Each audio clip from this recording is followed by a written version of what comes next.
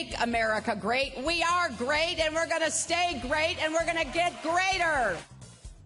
Hillary Clinton is now using Donald Trump's words against him in what could be a warm-up to the general election campaign. The new NBC News poll shows that Donald Trump would be the worst possible candidate Republicans could nominate against Hillary Clinton. She beats him by 10 points in that poll. But the same poll shows Hillary Clinton behind Marco Rubio by 3 points and behind Ben Carson by 1 point. Both of those results are within the margin of error, of course. Donald Trump believes that he can campaign against Hillary Clinton simply by lying about her. She talks about me being dangerous. She's killed hundreds of thousands of people with her stupidity. What do you mean she's killed hundreds of thousands? She was Secretary of State. Obama was president. The team, right. Two real geniuses. Killed hundreds. Two real geniuses, of course. Joining us now, Lauren Fox, a reporter for Talking Points Memo. Back with us, Jonathan Alter, and we are awaiting the beginning of one of those Trump performances in Las Vegas. We'll see if he says anything worth cutting to or bringing to you on a quick video turnaround. Lauren, there's Donald Trump going against Hillary Clinton, but the polls clearly indicate everything that the Clinton people have always believed, which is the gift to them would be to run against Donald Trump. Certainly, and I think that what we're seeing is that Hillary Clinton, up against one of the more conservative candidates in the Republican primary, tends to do much better than when she's sort of pitted against someone like Marco Rubio, who is considered more of a moderate candidate. You know, he came in on that Tea Party wave in 2010, but is now considered more of a moderate candidate than Donald Trump or than someone like Ted Cruz, who is also falling behind Hillary Clinton in a matchup poll there. And Jonathan, the NBC poll, like most polls, refuses to acknowledge the possibility of Bernie Sanders ever getting the nomination, so they don't match him up to the Republicans. But Quinnipiac did earlier this month, and Bernie Sanders scored against the Republicans basically the same as Hillary Clinton. In that particular poll, the Quinnipiac poll, both Bernie Sanders and Hillary Clinton was ahead of every Republican. Yeah, I mean, it's amazing when you think about it. It's part of what makes this such a fascinating year. You've got a socialist who in these polls is a plausible, future president were he to get nominated. And on the other side, you've got somebody like a Ted Cruz who, okay, he's not leading Hillary Clinton, but he's within striking distance. He's a dark and dangerous figure in our politics. We haven't really focused on this because of all the attention on Donald Trump, but if you look at Ted Cruz's relatively brief career in American politics, it resembles nothing so much as Joseph McCarthy's career, and what he says is often untrue, like Trump. So if we have a Trump-Cruz race, it's going to be two scorpions in a bottle, all the way to the summer conventions.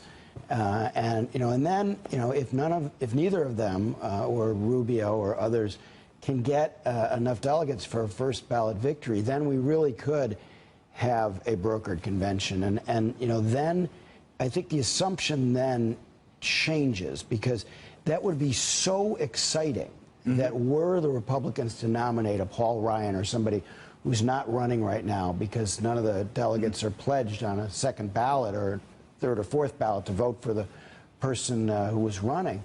If we have that, and you have, you would then have the world's greatest television show. Yeah.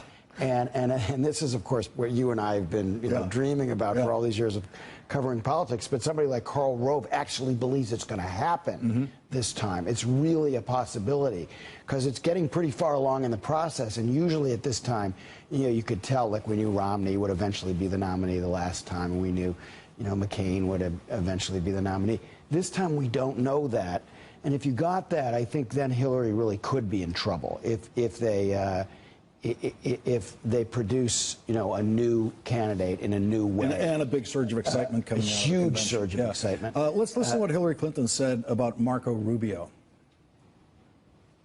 Now, Senator Rubio actually helped write the 2013 immigration bill.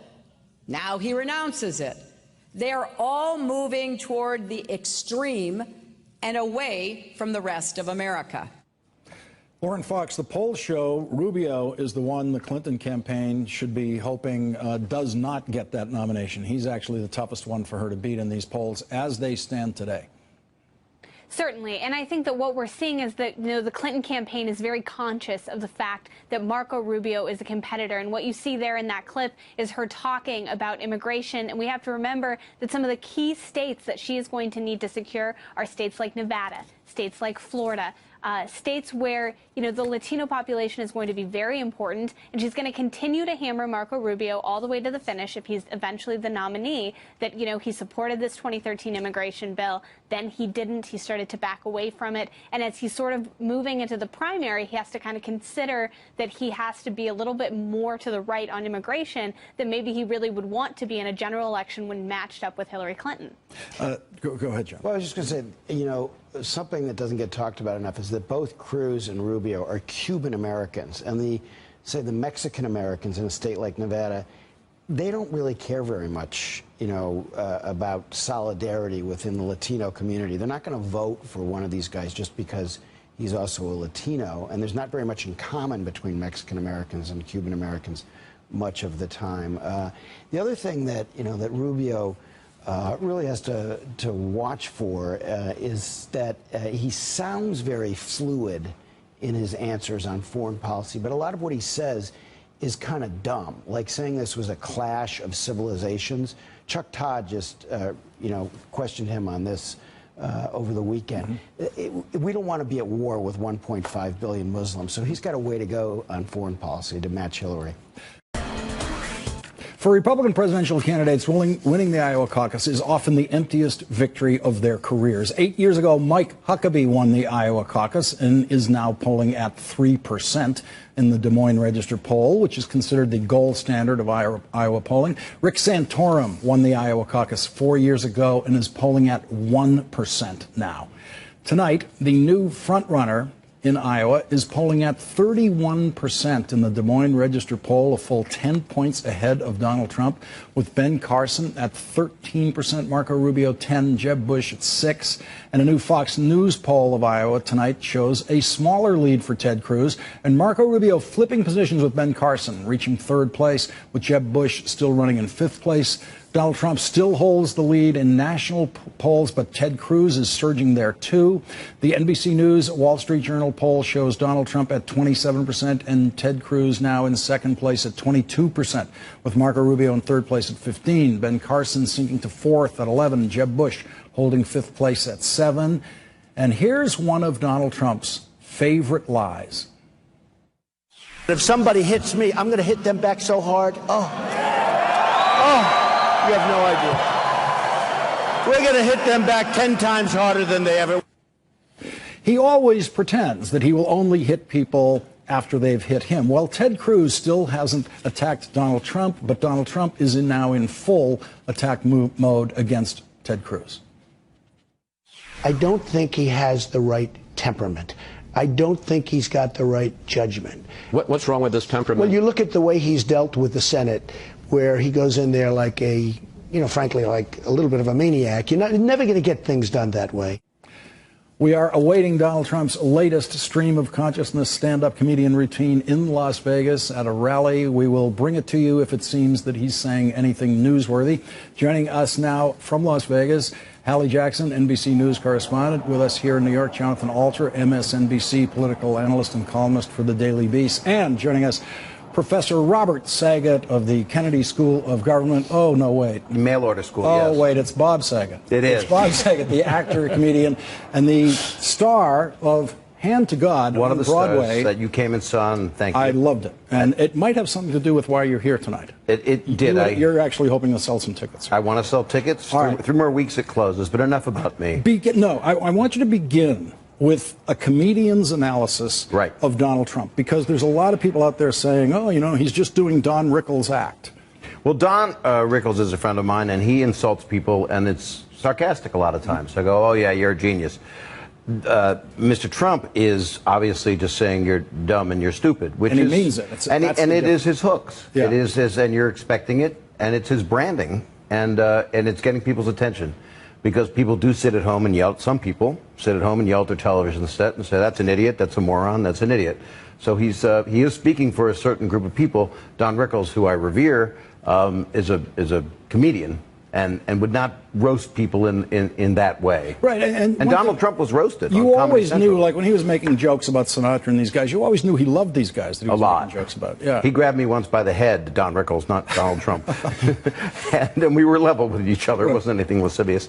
And he just whispered in my ear, "I don't miss you at all." So that's comedy. Yeah. And that's an insult, and yet it's not a hurtful thing. So, but it's not politics either. So, Jonathan, in the insult territory here is Donald Trump thinking there is headway to be made by calling another candidate a maniac, that maniac being Ted Cruz. And the reason he's a maniac is he doesn't get along with people and he's not nice to people in the Senate. Look, the thing with Trump is it doesn't matter what he says. His people are going to love him for it anyway. So the more outrageous, the better. They like the political incorrectness, as he calls it. Mm-hmm. So his problem is he's in an arms race with himself. He has to keep ratcheting it up. Otherwise, people think he's low energy, like he called Bush, you know.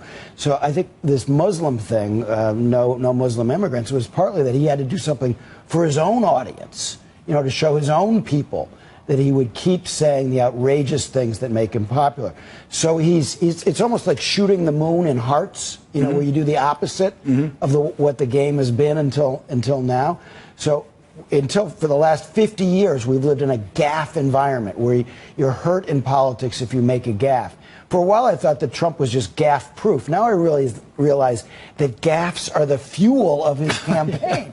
Yeah. This is how he's built this lead, is by saying things that are just, you know, completely unacceptable in standard American politics. It's possible that he'd seen Flashdance that afternoon and heard the song "You're a Maniac." Well, and then that's Ted was on the news, and he just got. And that's what Cruz used in his reply. Exactly. Hallie, thanks for playing along. Hallie, by the way, you can completely ignore Bob Saget because he's not there on your set. We're going to have How could I do that? We're going to have Come trouble on, doing guys. that. Hi, Hallie. Okay. Hallie, any other campaign watching the Ted Cruz surge, any other leading campaign watching the Ted Cruz surge, would consider spending $1 or $2 on advertising in Iowa and possibly elsewhere, possibly negative advertising against Ted Cruz? Is there any hint out of the Trump campaign that they might, for the first time, behave like a real presidential campaign and buy some advertising time?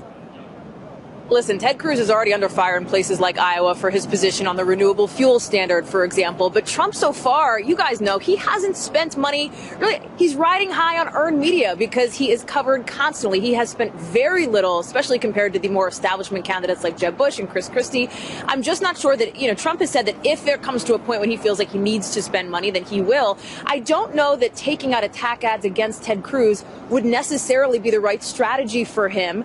You talk to other campaigns, and they point out that Trump versus Cruz is actually a benefit to folks that are in the establishment, like a Marco Rubio, for example. And while we're all sort of talking about this potential cage match between Trump and Cruz, and that means we're not talking about other candidates, long term, it may ultimately be beneficial to the establishment. You know, you talked about that Flashdance tweet, just to give you a sense of where Ted Cruz's head is at right now, sort of where he is mentally. I'm told this was not part of an elaborate social media strategy. This wasn't some painstakingly constructed tweet that was crafted perfectly for like the ultimate viral impact. Cruz typed it up and sent it from home and kind of his staff saw it and said, oh, okay, Ted's tweeting now. And that's the tweet that we're all sort of talking about. But that's the tone that I think you might see Ted Cruz take, particularly if Donald Trump continues to be taking the tone that he does. Cruz might just laugh it off. So, Bob, you've worked Iowa. Yes. Okay. I want to build a wall around it. There are two bets. There are two bets in Iowa right now. Right. Donald Trump is betting that, you know, the angry and the insult thing will work in Iowa, and Ted Cruz is clearly betting that the nice guy approach will work in Iowa. Which one would you bet on? It's interesting. I do not know. I would bet on it. You know what? I didn't think you did.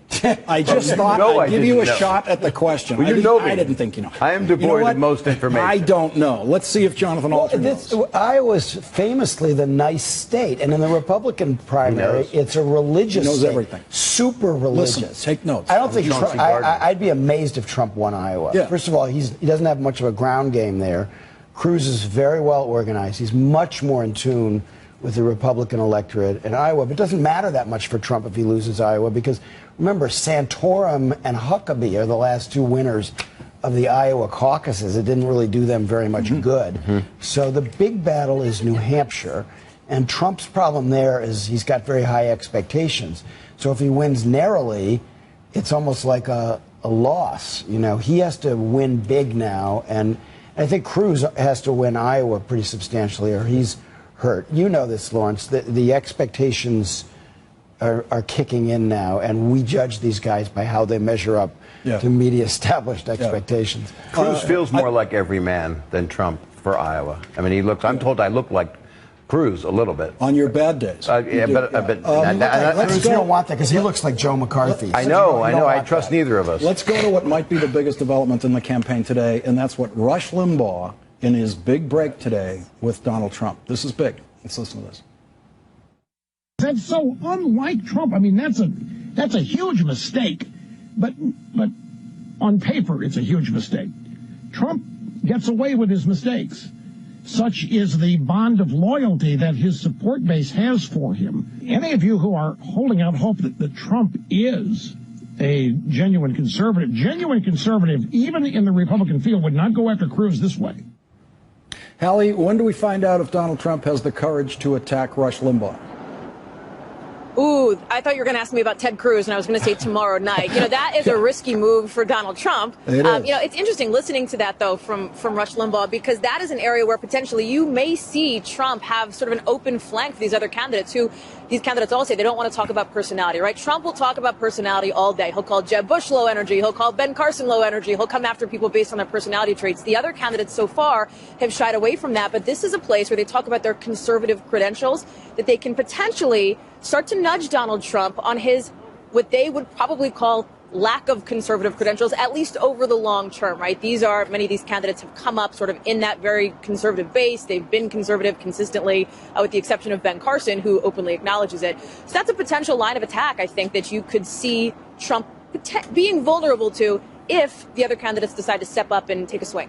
Okay, Donald Trump has gone along with the old campaign tradition of having his doctor release a report on him. This is a pretty short one. It's like a half-pager. Bob Saget, could you read us literally the last line of Dr. Harold Bornstein's report on Donald Trump's health? This is the bottom line of the letter. What does that say? Yes, sir. It says, if elected, Mr. Trump, I can state unequivocally, will be the healthiest individual ever elected to the presidency, and it is signed Harold N. Bornstein, gynecologist. It does not say. How about the first, just very quickly, the first line, to whom my concern? Well, yeah. So he has an illiterate doctor. You have to spell check. So he didn't, I don't think he examined John Adams, who lived to be 90 and was like 9 years younger than Trump when he was elected. We could go on and on about this, but... May I give Dr. Bornstein's phone number? It's right on this. You know what? Trump tweeted out this letter, and so the whole thing is out on Twitter. Anyone who wants to get a doctor who will write a letter like this can now go to Dr. I'm Bornstein. calling him tonight. It's really easy to find. Hallie Jackson, thank you for joining us from Vegas and putting up with Bob Saget. Bob, thank you for putting up with me. And the name of the play is Hand to God. Hand to God till January 3rd. And tickets are free. Tickets cost money. No, they cost money. You got the payola. Yeah, okay, right. But till January 3rd. And where will you be? I'll be in the theater. I'll be in the right, theater. You're going to come see it. That's right, right? He is. All right. You guys keep talking. And Hallie, you're invited also. I got to tell the audience what's going to happen here. I'll be there. Okay. Okay, Hallie, when you're in New York, Bob Saget, hand to God. Coming up, I got some prompter work to do here. We're waiting for Donald Trump's campaign rally to begin in Las Vegas. We will go to it if it gets interesting. Later, we're going to have a little Trump talk where I try to explain to Trump supporters something that their hero is wrong about.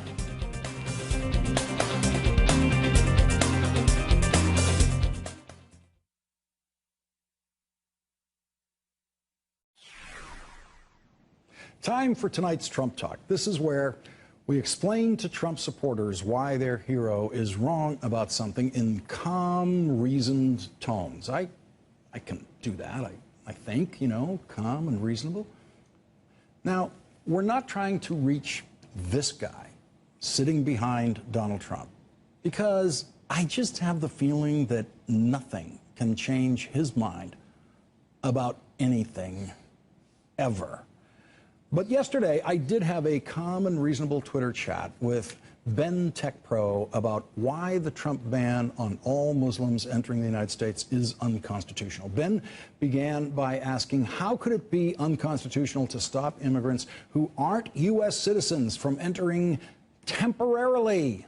The temporarily part was actually the easiest to answer. I told Ben that unconstitutional ideas don't become constitutional just by making them temporary. What makes Trump's idea unconstitutional is that he wants to regulate visas on the basis of religion. Now, I know many of you Trump supporters, like Ben, think that we have done this sort of thing in the past, but we never have. We've never regulated visas on the basis of religion. We have regulated visas on the basis of country of origin of the applicant for the visa. We have used quotas for countries and geographic regions. That's constitutional. But we have never had quotas for a religion. We've never had any kind of limitation on visas based on religion. The other point that Ben makes in his tweet is that immigrants applying for visas are not U.S. citizens, and the Constitution applies only to U.S. citizens. Well, there are constitutional rights that apply to all people in the United States, even someone here on a tourist visa. For example, if a person on a tourist visa is arrested for drunk driving, that person has all the same constitutional rights to due process that you do. But Ben is right to think that citizens of other countries outside of the United States who are in those countries applying to enter the United States do not have all the same constitutional rights that American citizens do. That is correct. But the Trump Muslim ban would be ruled unconstitutional because it does violate the rights of American citizens. Here's just one example. All Americans all have the right to marry anyone they want anywhere in the world and bring that spouse home to the United States. And so Trump would allow anyone to bring a Catholic bride from Ireland into the United States, or a Jewish husband from Israel into the United States, or any spouse anywhere in the world into the United States, except a Muslim spouse from anywhere. And the American citizen who was denied the right to bring a Muslim spouse into the United States would then easily get that Muslim ban ruled unconstitutional in court. And I mean easily. And that's just one example of how quickly it would be ruled unconstitutional. But in reality, it would never be ruled unconstitutional because Congress would never, ever pass a Muslim ban law. And Donald Trump and many of his followers don't realize this, but banning Muslims from the United States is not a presidential power. Only Congress can regulate who is allowed to enter the United States and who is not allowed to enter the United States. Trump's Muslim ban would never be tested in court, even if he was miraculously elected president, because the person who controls all legislation in Congress has already said that Congress would never pass such a law. Freedom of religion is a fundamental constitutional principle. It's a founding principle of this country. Normally, I do not comment on what's going on in the presidential election. I will take an exception today. What was proposed yesterday is not what this party stands for, and more importantly, it's not what this country stands for. So without ever getting into whether it's a good idea to ban Malala Yousafzai, who won her Nobel Prize by defying Muslim extremism in Pakistan to the point where she got shot in the head, all you Trump supporters have to know is that the Trump Muslim ban is unconstitutional, and Congress will never, ever pass a law like that. So if you're still voting for President Trump, the Muslim ban shouldn't be the reason he gets your vote, because the Trump Muslim ban is just another politician telling you he's going to do something that will never happen. I want you to begin with a comedian's analysis of Donald Trump, because there's a lot of people out there saying, oh, you know, he's just doing Don Rickles' act. Well, Don Rickles is a friend of mine, and he insults people, and it's sarcastic a lot of times. So I go, oh, yeah, you're a genius. Mr. Trump is obviously just saying you're dumb and you're stupid, which and he is, means it. And it is his hooks. Yeah. It is his, and you're expecting it, and it's his branding, and it's getting people's attention, because people do sit at home and yell. Some people sit at home and yell at their television set and say, "That's an idiot. That's a moron. That's an idiot." So he is speaking for a certain group of people. Don Rickles, who I revere, is a comedian. And would not roast people in that way. Right, and Donald Trump was roasted. You on Comedy always Central. knew, like when he was making jokes about Sinatra and these guys, you always knew he loved these guys that he was making jokes about. Yeah. He grabbed me once by the head, Don Rickles, not Donald Trump. And then we were level with each other. It wasn't anything lascivious. And he just whispered in my ear, "I don't miss you at all." So that's comedy. Yeah. And that's an insult, and yet it's not a hurtful thing. So, but it's not politics either. So, Jonathan, in the insult territory here is Donald Trump thinking there is headway to be made by calling another candidate a maniac, that maniac being Ted Cruz. And the reason he's a maniac is he doesn't get along with people and he's not nice to people in the Senate. Right.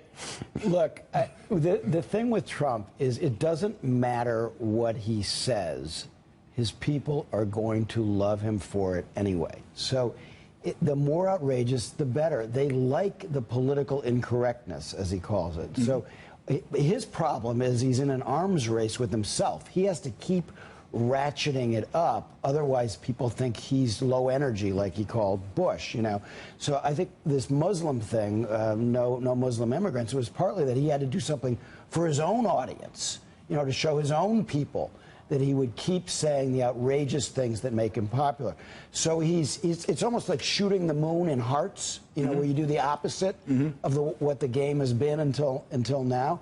So for the last 50 years, we've lived in a gaffe environment where you're hurt in politics if you make a gaffe.